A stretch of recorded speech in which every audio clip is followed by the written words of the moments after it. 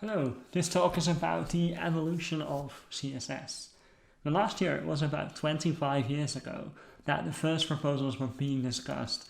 That's a long time, and there is a lot of interesting history to go through there.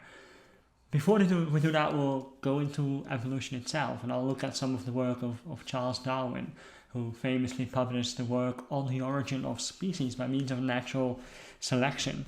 I ended up reading this when I was at uni. I was late signing up for different courses for when I was doing my degree, and I had no choice but to pick this course that kind of consisted of reading the full works of Darwin and kind of studying evolutionary theory and some other people of his time. In any case, I haven't introduced myself. I'm Hidde. I am a freelance front-end developer and accessibility specialist. So I work for all sorts of organizations trying to get their front-end code right or their accessibility or a combination of those things. I do tweet on HTV and I blog. I was told I am allowed to plug my things, so that's what I have. It's a blog. Hidde.blog is a URL you can follow and have a look. I write mostly about HTML, CSS, JavaScript, components, and accessibility. Let's get into it. Let's get into Darwin's theory, and let me give you a brief overview of his theory first. Now, Charles Darwin was originally schooled in medicine, but he ended up graduating as a geologist in Cambridge. He was lucky to be invited to join a 5-year trip on the HMS Beagle, which started when he was only 22 years old. So he was really young, and he was invited to come on this trip that sailed around the world. Now, we know a lot about this trip because he kept notebooks, and he wrote down a lot of his experiences there. It went to lots of different places, but a specifically important thing for his journey was that they ended up at the Galapagos Islands. They only spent about a month or so there, but it was particularly relevant part of the trip for Darwin. One of the reasons is that in this area, besides that it is stunning, this is a photograph of it, it looks amazing. There were lots of different species there that weren't anywhere else in the world. Now, Darwin took lots of specimens and sent them home to England to maybe study them later. And looking at those specimens when he had returned home, he realized that there was a lot of variety in the species that he had collected. For instance, between a number of different finches, and this example is famous when you look up the work of Darwin. Between a number of finches, he noticed that there was differences in their beaks.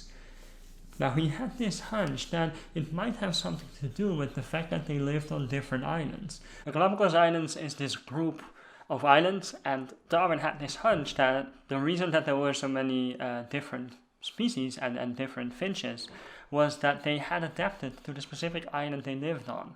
The islands had different amounts of food available, different types of food available, and perhaps the reason that their beaks were so different was that they had different circumstances that they lived on.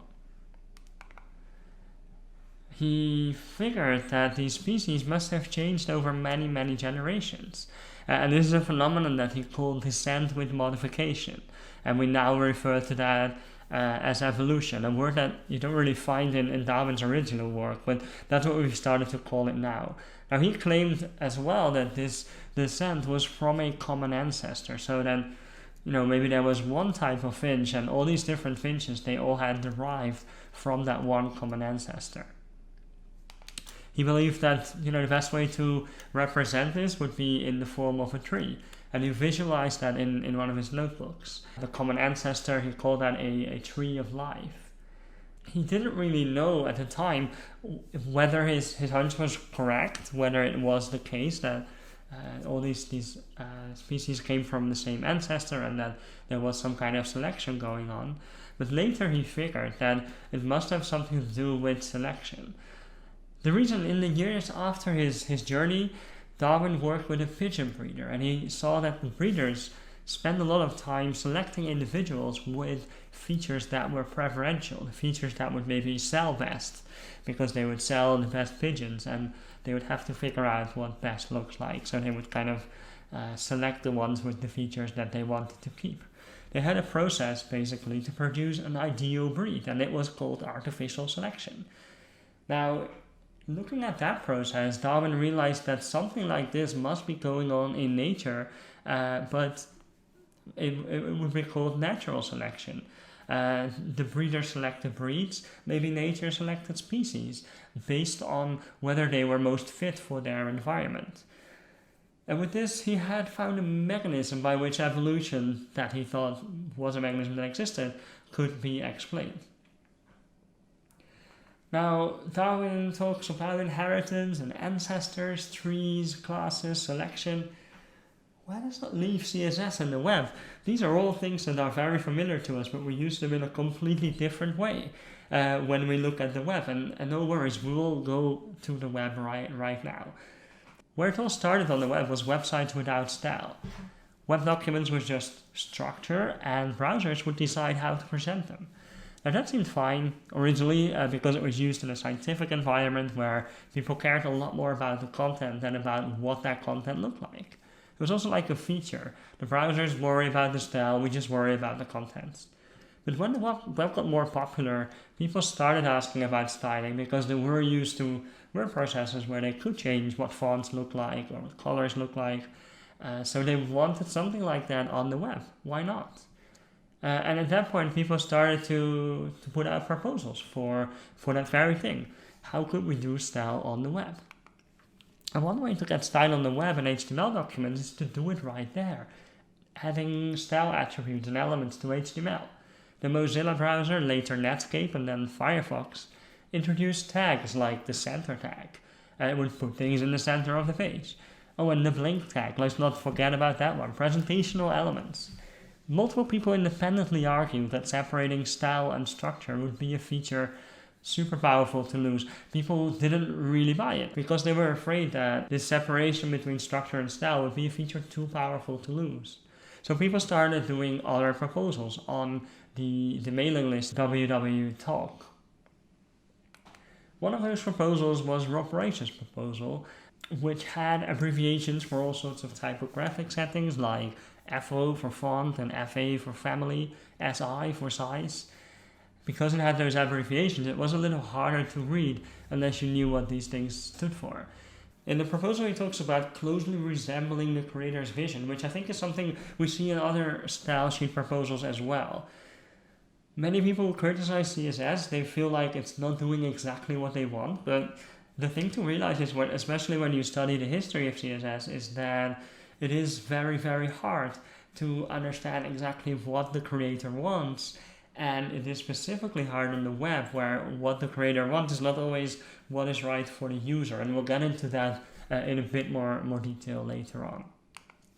There was also Payway's proposal, which got implemented in the experimental Viola WW browser, which Payway created. And this proposal contained a mechanism for inheriting properties to avoid repetition. It keeps the description short, wrote the author. So that was rather interesting. You could select for body, say what a font size should be, or a color, and it would get inherited by children of the body, like CSS does in the current day. There were other proposals as well that were a whole bunch more complicated. The document style, semantics, and specification language. It involves a tree transformation process in which you can manipulate the structure before style is applied. And it has a formatting process that lets you associate elements in the source with elements in the target representation. And this is quoting from a paper that talks about DSSSL in some detail. Some advantages are that it works outside HTML, so it works for other SGML languages. It has powerful querying, it was already being standardized at ISO, but there were also problems, like it was hard to use on the fly, and it seemed rather cumbersome to use with HTML, the main language that people were using for the web. Now another proposal, and this is one by Bert Bos, who ended up being one of the main inventors of what we now know as CSS. Bert Bos's stream-based style sheet proposal was pretty interesting too. It allowed selecting direct children and descendants. it lets you use the value of an HTML attribute right in CSS, a bit like the attr function that we have in the current day. It had a concept of inheritance. If one element is left aligned, the others inside of it will be too, unless specified otherwise. It allowed you to set the type of quotes you'd like when you use a Q element. I don't know if people here use the Q element a lot for quoting. So you could set like French quotes or English quotes, all those sorts of things. It even had very early media query-like stuff, so you could do things based on how big your screen size was. And there were some ideas around how to deliver CSS, like through a new HTTP header or a link element, which in his proposal Boss said it wouldn't be ideal because it would arrive late, because it would be part of the document itself. Now, this proposal was written at a similar time as something else called Cascading HTML style sheets. This was a proposal Haukem William Lee did, and later Bert Bos joined forces with Haukem William Lee to work on one standard for CSS, because they found there were many similarities between their proposals. This proposal had interesting things like time awareness. So if your document is older than 3 days, let's give it a yellow background. Or any things based on display height, or the size of the screen that you're looking at, you could do a completely different style sheet. Then there was the principle of weighted influence, which I think is interesting, and reverse back to what I talked about before. Browsers would decide what websites look like in the web without style. Style sheets could give website designers influence, but also users. And cascading HTML style sheets try to find a way to let all those different preferences get their weight in some sort of calculation. The browser could make decisions about what stuff looked like, users could, and web designers could as well. It worked with percentages in the case of cascading HTML style sheets, so you could say how important a specific declaration was, and then a weighted average would be applied in the browser. It would be easier to do with numbers than with things like font styles, because what is 20% Helvetica and 80% Times New Roman? That would be quite weird. Design is far too subtle for that, said Bert Bos in a response to that. People were quite excited though about cascading HTML style sheets. They liked this separation between semantics and presentation. They liked the cascading effects and were intrigued by it, and figured that it might be tricky for these styles to get clashing. Now it became apparent that style sheets needed their own mailing list, so Bert Bos wrote a charter for this. They arranged to have a mailing list at the W3C, and they wrote a charter in 1995 with a bunch of different requirements for CSS. There are things like this language should work not just for screens, but also for paper and braille and speech. So it really wanted to look beyond just a single use case. We need to apply beyond HTML. We need to allow for real-time formatting and incremental formatting. So if you do things like change a style on the fly, maybe through JavaScript or in your DevTools, that would still be able to apply. So soon after this charter, a workshop was organized in Paris. There was some interest from browser developers, and Internet Explorer 3 was actually the first to implement some part of cascading style sheets, just before it got standardized in a level 1 recommendation at the W3C. This level 1 contained things like selectors and declarations. It included ways to relate styles to HTML, like the link tag, like inline styles, all these sorts of things. It allowed you to group selectors with a comma so that you could apply the same styles to multiple things. It had inheritance, so you didn't have to specify every style for everything. It had pseudo-classes, pseudo-elements, even first line and first letter things. The cascade was there, so the idea of weighted influence got worked into a proposal for cascading. There were different formatting models like block and inline, and there were lots of properties that we recognize in CSS today. So level 1 had loads of things that we will still recognize today and that are still part of CSS today. Now just after that, the CSS working group was found in February 1997, which started work on a level 2 specification. In the meantime, more browsers started to add support for CSS as well, making it a real technology ready for mass use. It went into Netscape Navigator, it came into Internet Explorer 4. Opera also was interested in implementing it and put some of that in Opera 3.5. And later in 1998, CSS Level 2 got published as well, which brought us things like positioning and tables. Now at this time, CSS was really ready to rule the web, and the inventor of the spacer GIF, David Siegel, wrote a post in which he argues, we should say goodbye to the single pixel GIF. We should no longer put our text into tables. We can use tables to lay out our pages, but in a year or so, we should be able to give that up. He's urging people to learn to use style sheets today. There were a lot of people arguing at the time that CSS was ready to do your style on the web. We could stop using tables and we could really start using CSS. Now CSS quickly developed, so where it was one specification in level 1 and 2, it became lots of different modules. So there was modules for each different part of CSS, like there is a module for grid layout and a separate one for flexbox. What changed as well is that a lot of different people joined from different companies, putting in their perspective, and there was the input from developers and designers worldwide, which is still the case.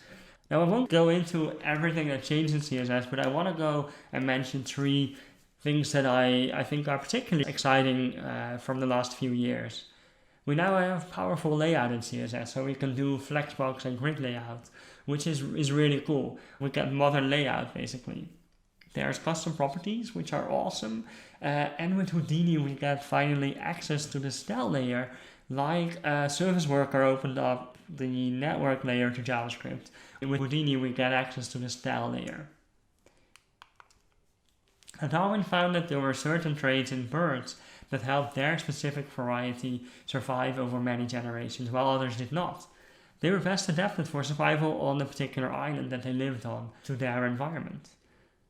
We know that CSS is still out there as the language to style the web, so let's talk about some of the features that made this language so well adapted to its environment, the web. So at CSS Day 2017, the organizers had invited Bert Boss and Hauke William-Lee, who were among the first people to write specifications for CSS. And one of the things that I learned in that session is that simplicity was really one of the main design principles of the language. They really wanted to make sure that everyone would be able to use it so that the language would get more popular. Bert Voss also talks about that in an essay he wrote called What is a Good Standard? Quote, you sometimes hear people say that syntax is not important. That's not true. Syntax is one of the most important things there is. And although CSS has a simple syntax, it isn't necessarily simple.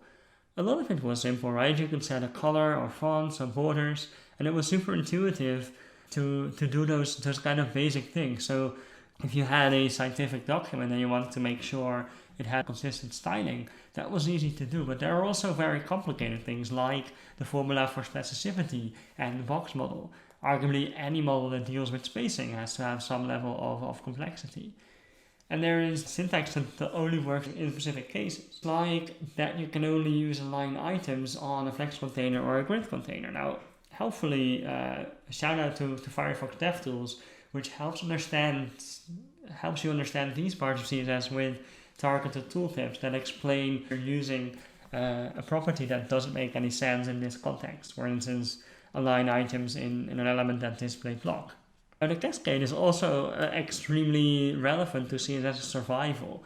Some people hate on it, but one thing to say about the Cascade is that it really allows us to keep our style sheet small. It allows for medium independent HTML. Because if you write everything in HTML and you don't have any styles in your HTML because you're able to put those styles into a separate style sheet, you can reuse that HTML for lots of different use cases. For instance, you could publish a book with the same HTML that you're using to publish a website and a mobile sort of thing. And the only reason that is possible is that CSS is completely separate. It is enabled by the separation of style and structure. Alright, this one is controversial. Don't turn off the stream just yet. I will explain.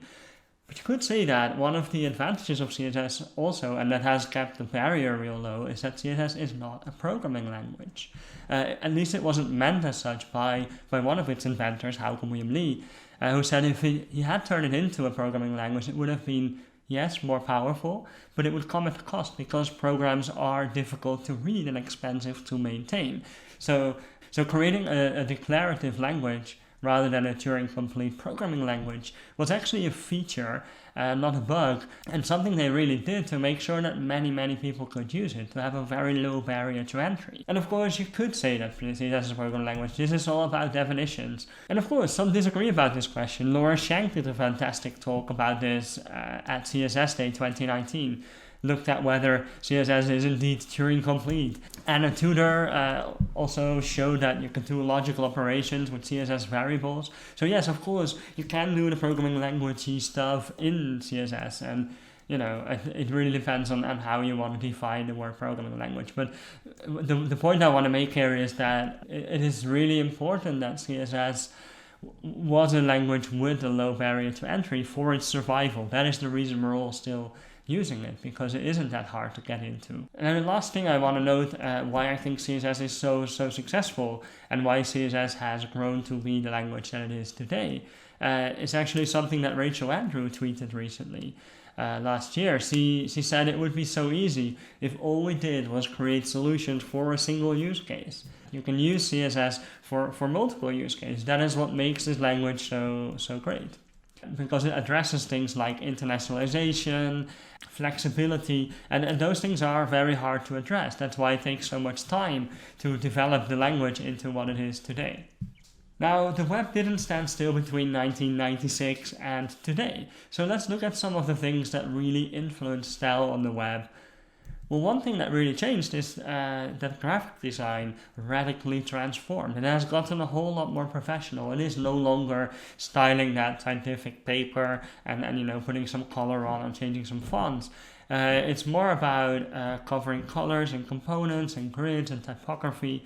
The world really changed when it comes to graphic design on the web. There's also a lot more unknown content.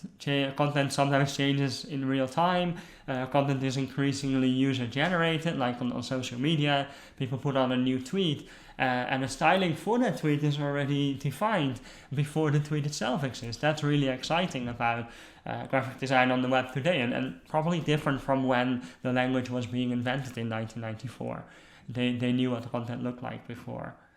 Something else that changed was we really think different about components on the web.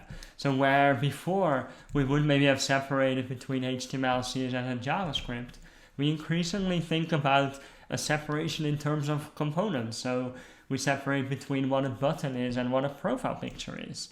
And maybe that is a sensible way to think about stuff. And maybe within them you would still separate between HTML, CSS, and JavaScript. So there would be two separations indeed. But yes, we separate our concerns differently these days. And the last thing that really changed is tooling. When in the early days you would just write CSS without any tooling, I see increasingly at web themes that they have elaborate tooling that generate their style sheets using preprocessors, post-processors, any of those kinds of things. So we have a lot more tooling. Now, how has CSS adapted?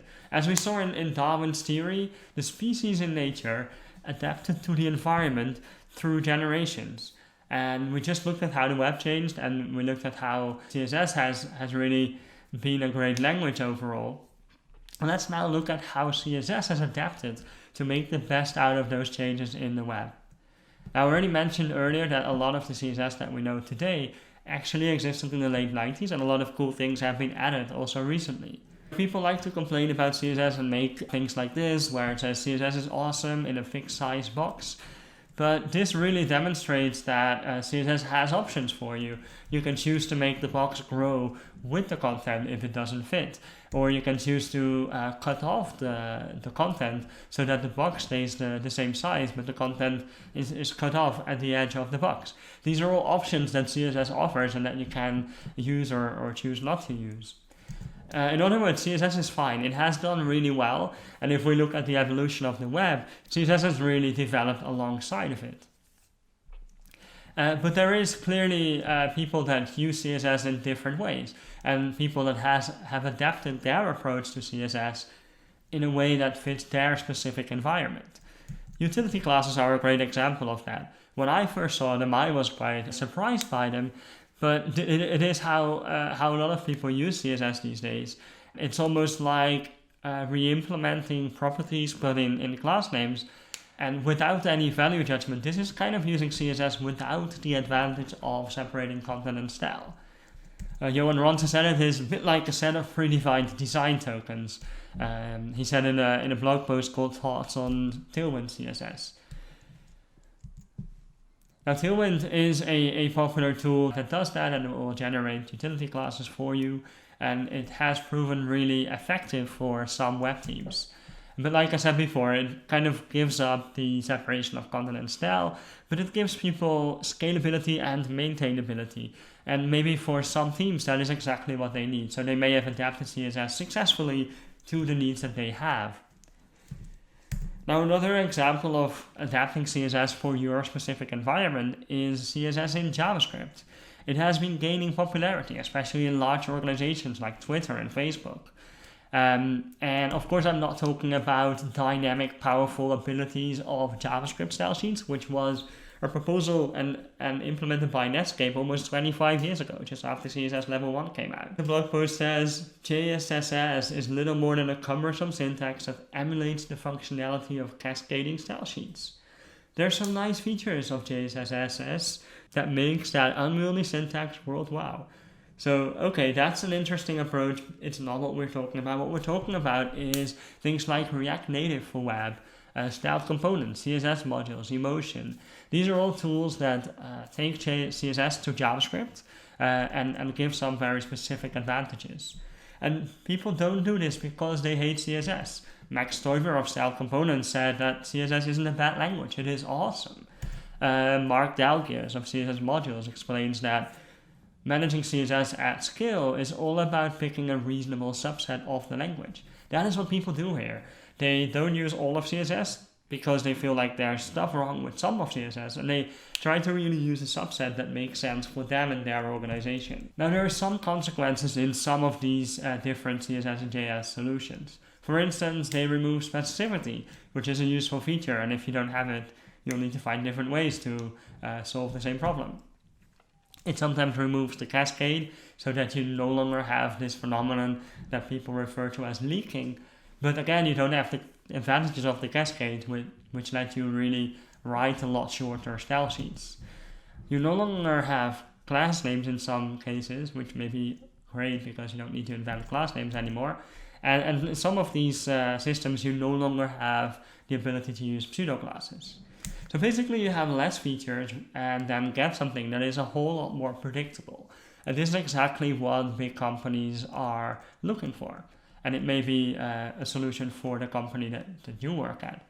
It comes with problems though, it comes with big problems. An example that did the rounds on Twitter last year was this example of Twitter's own close button.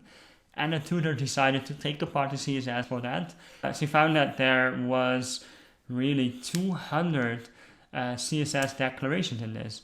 I'm not value judging, but that's a lot for a framework that claims to optimize how much CSS is sent down the wire. Now, I have to say I don't have personal experience with React Native for web, which was used for this.